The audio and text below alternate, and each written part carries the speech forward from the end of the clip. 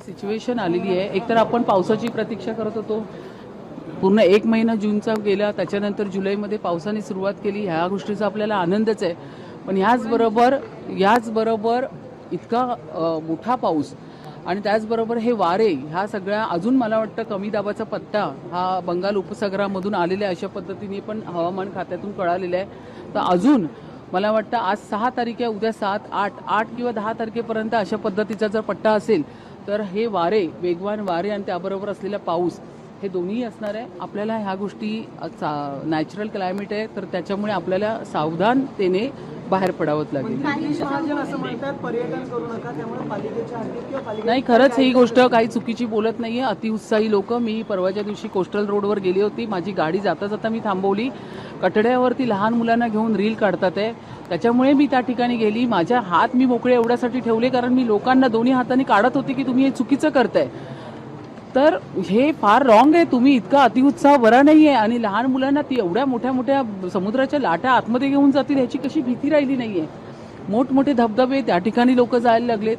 आनंद घ्या, पण सिच्युएशन बघून घ्या. पाऊस जरा कमी होऊ दे मग जा.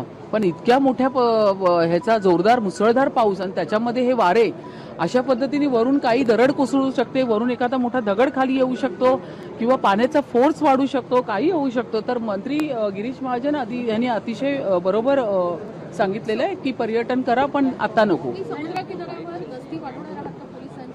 समुद्र किनाऱ्यावरती ऑलरेडी आमची गस्ती आहे, पण मी ज्यावेळी स्वतः पाहिलं पोलिसांना पण लोक ऐकत नाहीये, ही फॅक्ट आहे. तर त्यामुळे लोकांना पण स्वतःहून कळलं पाहिजे की जे रील करण्यासाठी किंवा जाण्यासाठी तुम्ही नका जाऊ, ही वेळ नाहीये. समुद्राच्या लाटा ज्या पद्धतीने मोठ्या उफाळून वरती बाहेर येतात आहे, त्या आतमध्ये येऊन काही होऊ शकतं ना घटना. तर त्याच्यासाठी पोलिसांनी मला सांगितलं, तिकडच्या कोस्टल रोडच्या पोलिसांशी मी बोलले. ते म्हणाले मॅडम वारंवार आम्ही जातो, आम्ही असणार तेव्हा ते निघतात, आम्ही जरा गेलो की पुन्हा ते बाहेर येतात. तर हे बरं नाही ना. ते सगळ्यांनी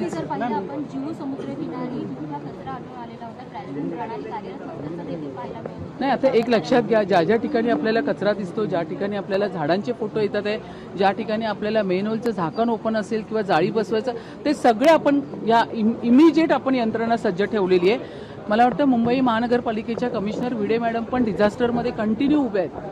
सगळ्या मुंबईचा त्या आराखडा सगळं ते अवलोकन करतात आहे. त्या ठिकाणी त्यांच्यावर ॲडिशनल कमिशनर सगळे उभे आहेत. मी त्या ठिकाणी डिझास्टरमध्ये जाते, पुन्हा मी फील्डवर येते.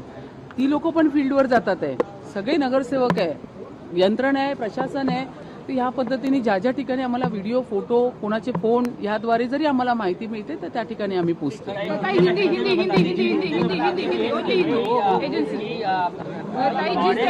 ऑरेंज अलर्ट को रेड अलर्ट में तब्दील कर दिया गया है, क्या कुछ दिशा निर्देश टीएमसी की तरफ से दिए गए? यहाँ पे अभी ये जो रेड अलर्ट जाहिर किया है, इसका मतलब यही है कि बहुत ही